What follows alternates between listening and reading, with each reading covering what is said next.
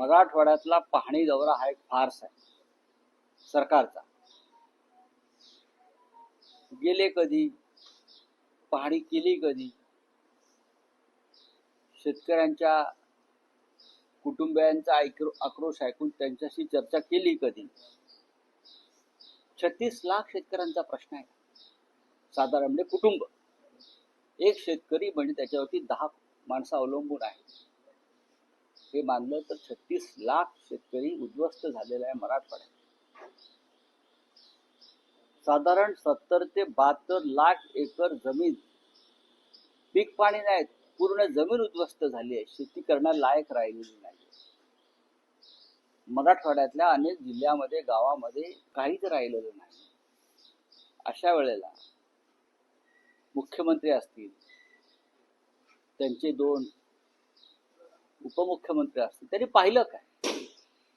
त्यांनी काय समजून घेतलं? त्यांनी काय मदत आतापर्यंत पोहोचवली? फक्त पाण्याच्या बाटल्यांवरती फोटो लावून पाणी वाटले म्हणजे मदत होत नाही ना. ती प्रसिद्धी आहे.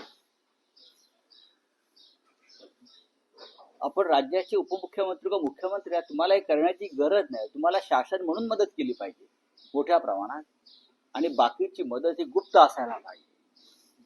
तुम्ही अशा संकटाची वाट पाहता का? अशी संकट कोसळतात कधी आणि आमचे फोटो छापून आम्ही मदत देतो कधी? मदतीचं आम्ही स्वागत करतो. कोणी केली असेल अशा वेळेला मदत जर कोणी करत असेल त्याचं स्वागत केलं पाहिजे, गरज आहे. मग तो भूकंप असेल, पूर असेल, अपघात असेल, ही आपली परंपरा आहे.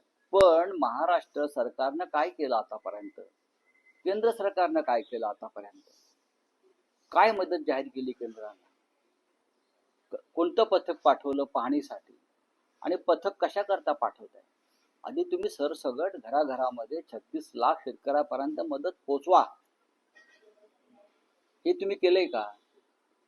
हे शासन अत्यंत मुरदाड आहे, असंवेदनशील आहे, इतकंच मी सांगू शकतो.